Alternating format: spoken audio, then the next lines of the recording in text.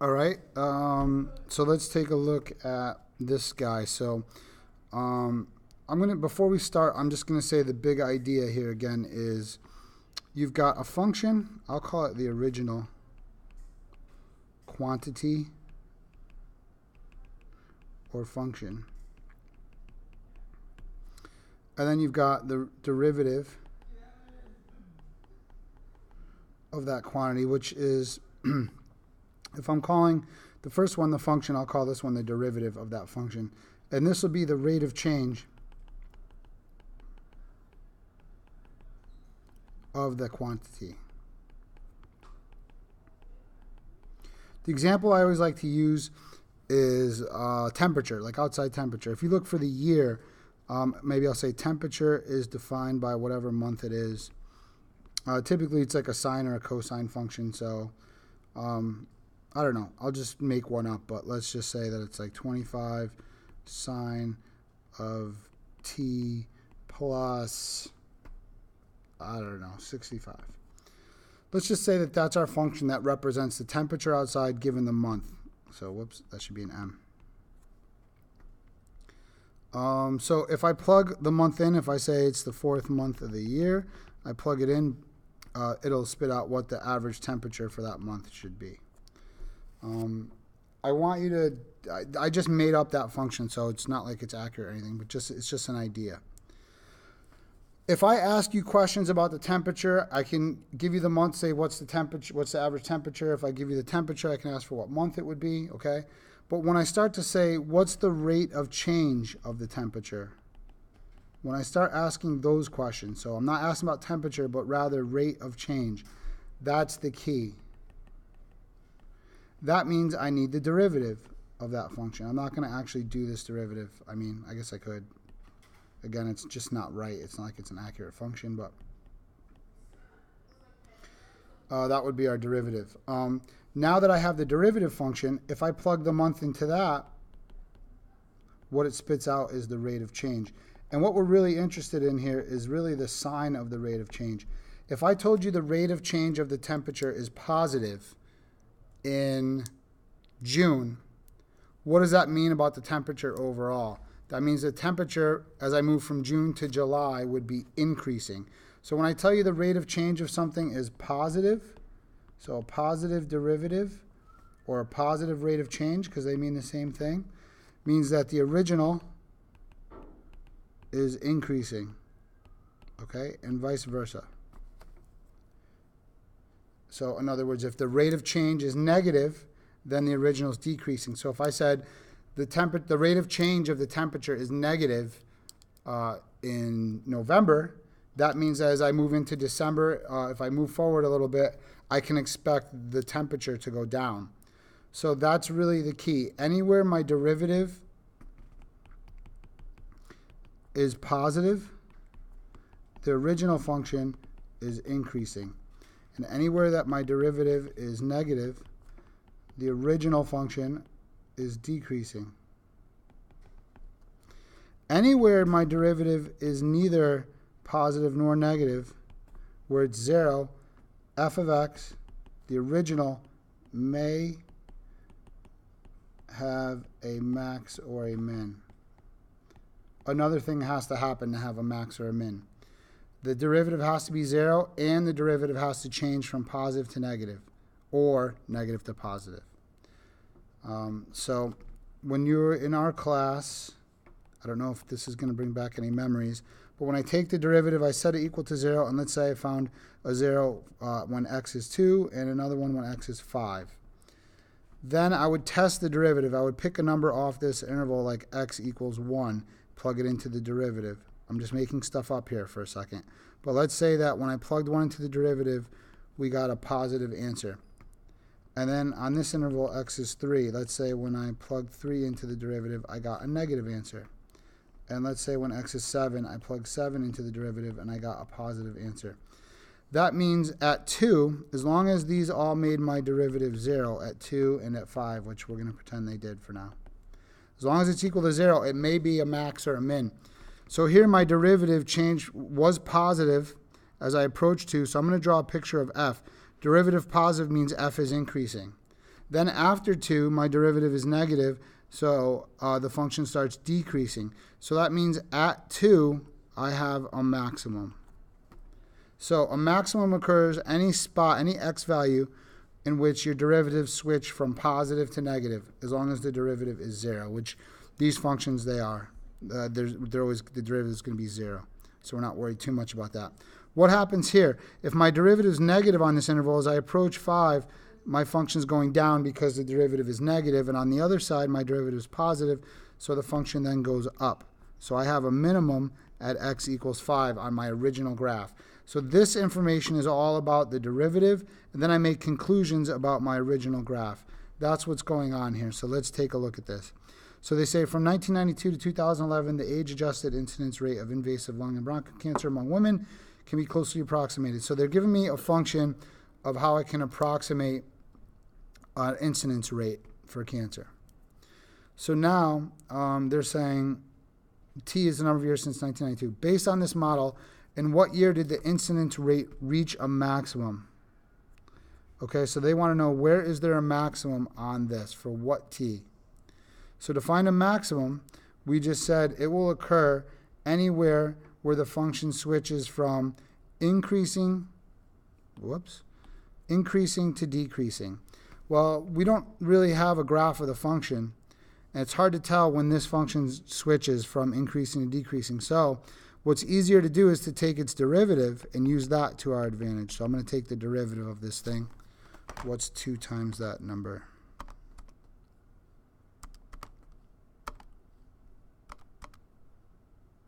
I also don't know how comfortable you are with like the steps here. So if you think you don't know why I got a derivative how I did or something, you can ask.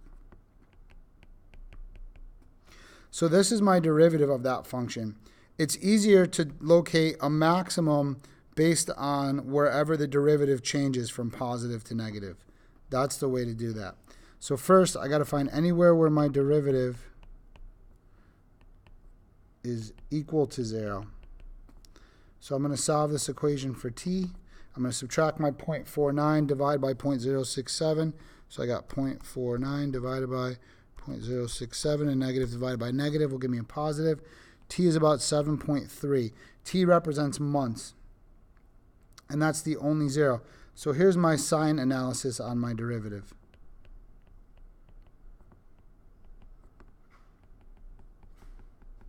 So the sign analysis for the derivative means I'm going to put the 0 on there. I found where my derivative is 0. So at 7.3, f prime of 7.3 is equal to 0. Now I'm going to pick a number on this interval. Now that, by the way, that's 7.3 years after 1992. So we're starting off at 92, so I don't need arrows here. I'm going to say at this point, this is at time 0, which is actually 1992. And it goes up to what, 2011 this model is good for? Oops. So 2011 would be how many years from 92? 19. So a number on this interval would be like, say, 1 is in between 0 and 7.3. I'm going to plug 1 into the derivative and see if I get a positive or a negative. So if I use this equation and say f prime of 1, if I plug in 1, I am going to get a positive number. So my derivative on that interval is positive. Over here, if I take the derivative, I need a number in between 7.3 and 19. I'll use x equals 10. I'll test that. If I plug in a 10, that would give me a negative 0.67 plus a 0.49. So f prime of 10 will turn out to be a negative number. Whoops. So that means my function is increasing, and then it turns around and starts decreasing at an x of 7.3. So I could say, let's answer this question. On what year, based on this model, on what year did the incidence rate reach a maximum? So the incidence rate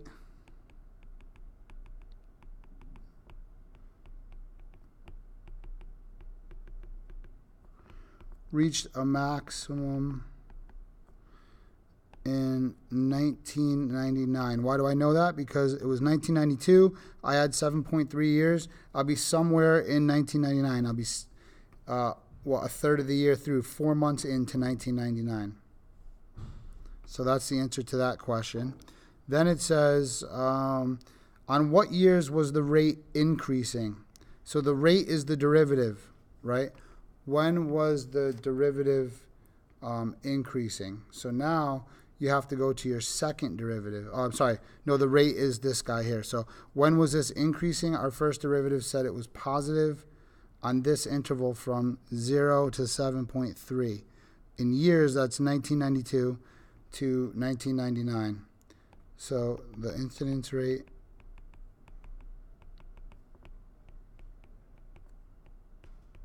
was increasing because the original function is increasing whenever the derivative is positive from 1992 to 1999, and it's that 4th month in 1999. I don't know how accurate they want you to be.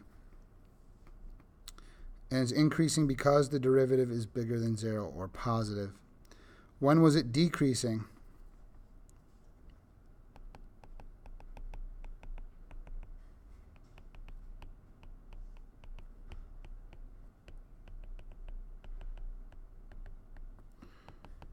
I'll say from sometime in 1999, at that 4th month, it switched over until 2011, because that's as high as the model goes. I can give an explanation because the derivative is positive on that interval, and here it's because the derivative, was it actually f, the function? Yeah, it was. It should be f of t. Sorry, I was probably saying x all along. F of t is negative. So that's how we know that. All right, let's move on to the next one. Very similar. By the way, I graphed these to give you a look. So we said at 7.3, that's the other one, so we'll turn that off. Looks like there's a maximum right there, which is what we found, after 7.3 years. Okay, let's look at the next one. The eating behavior of a typical human during a meal can be described by that function. So there's our original number of minutes since the meal began, and I is the amount in grams that they have eaten. Find the rate of change of the intake of food for this particular person 5 minutes into the meal and interpret. So the rate of change, anytime they say that, it's the derivative of your quantity. So we want to take the derivative of this thing, which is what, 72 minus 3t. Now, they're saying 5 minutes into a meal. So that means now I want to plug 5 minutes in for time. So I get, what, 72 minus 15. So I'm getting 57. And what that means is that's a rate. It's positive. So interpret what it means. It means 5 minutes into the meal, the person's rate, they're eating 57 grams. They're intaking 57 grams of food, or whatever the heck is, however they said it, grams per minute. So you can expect in the next minute, they're going to eat an additional 57 grams of food. That's what it means. Their current rate is 57 grams per minute. Remember, it's a rate. So at 5 minutes, we can expect in the next minute that they're going to eat another 57 grams. So we know that their rate, the amount of food they're eating is increasing at this moment. They're still sort of hungry. They're still shoveling it in. How do I know that? Because my derivative is positive. If my rate is positive, the amount of food they're eating is still going up. Okay? That's part A. Part B, verify that the rate in which food is consumed is 0 24 minutes after the meal starts. So now that means, again, we're talking about the rate in which food is consumed. So we're talking about the derivative. They want our rate to be 0. So the derivative has to equal 0. So if we solve for time, we'll see how many minutes it will take for the rate to become 0. So I'm going to subtract 72, divide by -3, and I'm going to get t equals 24. And that means 24 minutes in, their rate is 0. So that means, do they want us to, they just said verify it, so we verified it. Okay, their rate is 0. Comment on the assumptions and usefulness of this function after 24 minutes. Given this fact, determine a logical domain for this function. So I'll let you do that. I've given you kind of enough information to try to answer that, but essentially, after 24 minutes, they're full. So you can start talking about a domain and stuff, right? If the rate of intake of food becomes 0, that means they're kind of done adding grams, consuming grams. What would happen if the rate went negative? That means they'd be losing grams. There's a couple ways people can lose grams of food. We don't need to discuss those. Could have like a stomach bug or something. All right, so let's move on to this growth of bacteria. This one doesn't have any calculus in it, no derivatives or anything. This is a function that is an exponential function because my x or my t is in the exponent. If the potato salad is left out on the table, how many bacteria are present 1 hour later? So I think t represented hours. So we're finding f of 1. So 500 times 2 to the third is 8. So you got 500 times 8, 4,000, whatever it was, 4,000 what? How many bacteria? Yeah, so it's 4,000 bacteria after that amount of time. How many were present initially? So that means times 0 initially. If you know about exponential functions, this number out here is always the initial amount. So I know the answer is 500, but if I plug in my 0 for time, because no time has passed, I'll see what I get. That was going to be 3 times 0 is 0, so 2 to the 0. Anything to the 0 is 1, so now that's a 1. 1 times 500, your initial amount is 500 bacteria. So that's how many there were on the cutting board to start, or wherever this was in the potato salad. How often do they double? So again, if you know how these functions work, it's going to double 3 times a year. That's what the 3t means. So they double every third of a year, or whoops, I need an A in there, or that means every 4 months. If you're not convinced of that, like how do you know that? Just by looking at the equation. You could say, well, it started with 500, so if I said how long before, what's t going to be when there's 1,000, that would be doubled. I could solve this for t, so I divide both sides by 500. You can think of this as 2 to the first. Since the bases match, you can make a new equation, 1 equals 3t. So then you divide by 3, you get t equals 1/3 of an hour. Or whatever it was, 1/3 of a year. Okay? Normally, at this step, you'd have to solve using logs, but because the bases matched, I could just make an equation out of their exponents. If I did solve it by logs, let me show you what would happen. I'll use natural logs. I could have said take the natural log of both sides. We do that so that we can bring the power down. That's a property of logs. It's not a derivative or anything. I solve by dividing. ln of 2 is just a number, so I'm going to divide both sides by ln of 2. So I get 3t equals 1. Because when I divide it on both sides, I get the 1 there. And then I'm back at this step, and then I get 1/3. So it doubles every third of a year, or you could say that's 4 months. D, how quickly will it increase to 3,200? So now I got 32,000 equals 500 times 2 to the 3t. So I divide by my 500 on both sides. So I got 32,000 divided by 500. I get 64. And now the bases aren't the same, so I do need to do logs to solve this. I could turn 64 into base 2. What would that be? 2 to the 5th? Nope, 2 to the 6th. 2 to the 6th is 64, so I can rewrite that as 2 to the 6th equals 2 to the 3t. Now that the bases match, I can just make an equation out of their exponents, divide by 3, and I get 2. 2 stood for the number of years, so you would say it would take 2 years to turn out to be 32,000 bacteria. Again, if you want to just go from logs here, I could natural log both sides.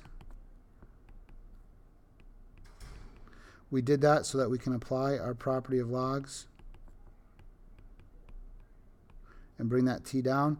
I divide both sides by ln of 2. There's a property that says I could rewrite this as the ln of 64 divided by 2. So I can do the natural log of, what is that, 32. I get 3.4. This isn't working out. I'm not getting the same answer. I got a t of 2. So let me see what I did wrong here.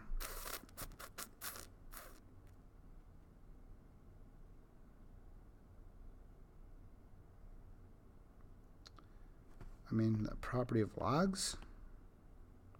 What if I do ln of 64 divided by ln of 2? I get 6. So that division I probably did wrong. No, it's 32.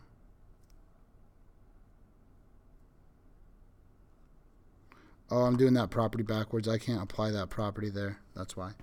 So there's no property here. If I do ln of 64 divided by ln of 2, I get 6. I was thinking of that property. It goes the other way. I can't do it that way. And then I divide by 3, and I get 2. So again, 2 years. 2 different ways to solve it.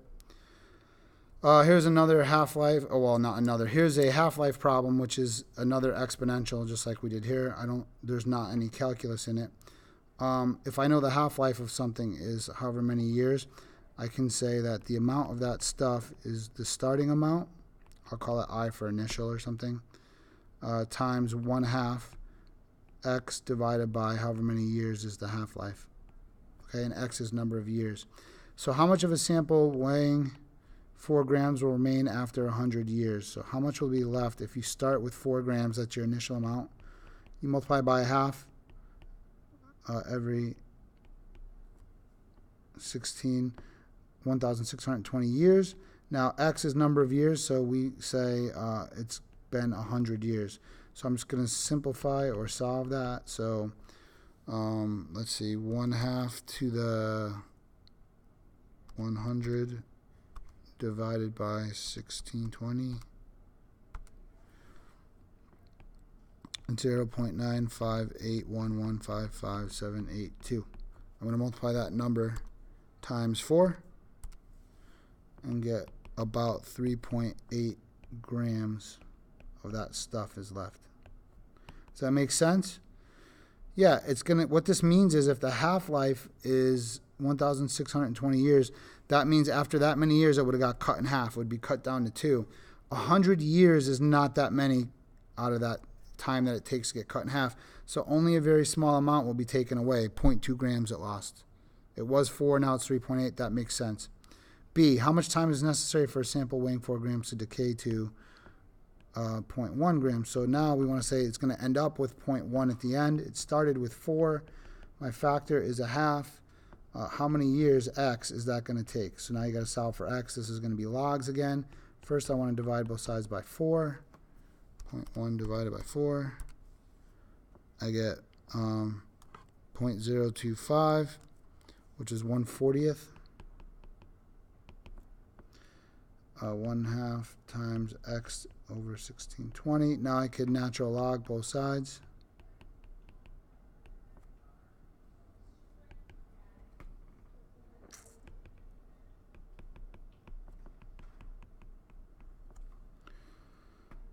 So the natural log of 0.25 or 1/40th is negative 1.602. Let's call it that.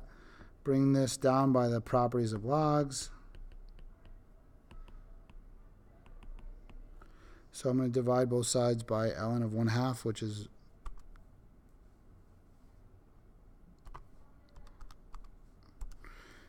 so after I divide by, I got my decimal for ln 1/2. I divide both sides by that. After I do that, I get negative 2.311 equals x over 1620. Then I can multiply by 1620.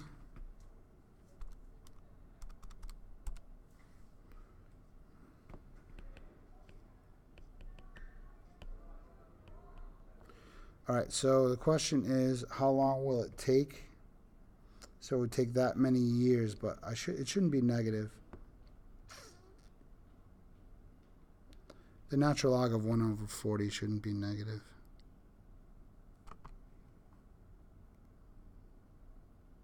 Oh, I didn't do natural log. Sorry. That's embarrassing. Whoops. I did the regular log. So that's a different number. And it is negative. Let's back this up. Sorry.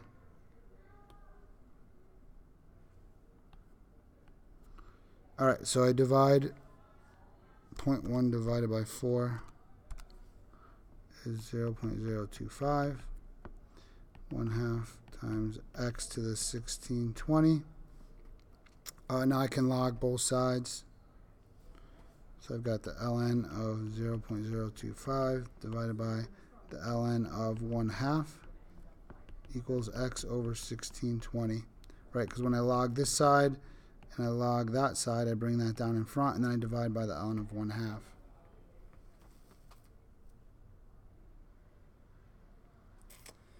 And then the properties of logs here that I was supposed to use before where I got tripped up was subtraction, not division. So I could say this is the log of one minus the other. Doesn't matter, I'll just divide the logs. Nah, actually, I'll use the property, sorry. So it's going to be the natural log of 0.025 minus 1/2. Because if I have the logs of a subtraction, I can do the division, right? Let me see here. Yeah, no, I'm still using it backwards. Sorry, Tessa. So we're going to just do that division. Natural log of 0.025 divided by natural log of 0.5. So we're getting x over 1620 equals 5.3219-ish. Multiply by 1620.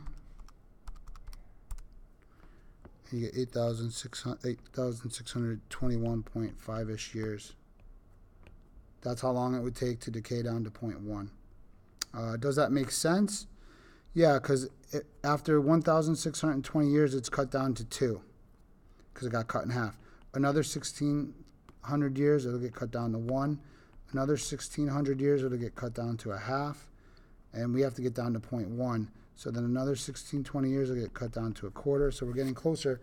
But you can see already this is about 3,200 years, about 6,400 years, and then we have a little further to go. So that makes sense that it's about 8,621 years. Okay, hopefully that was helpful. Let me know if you need anything else.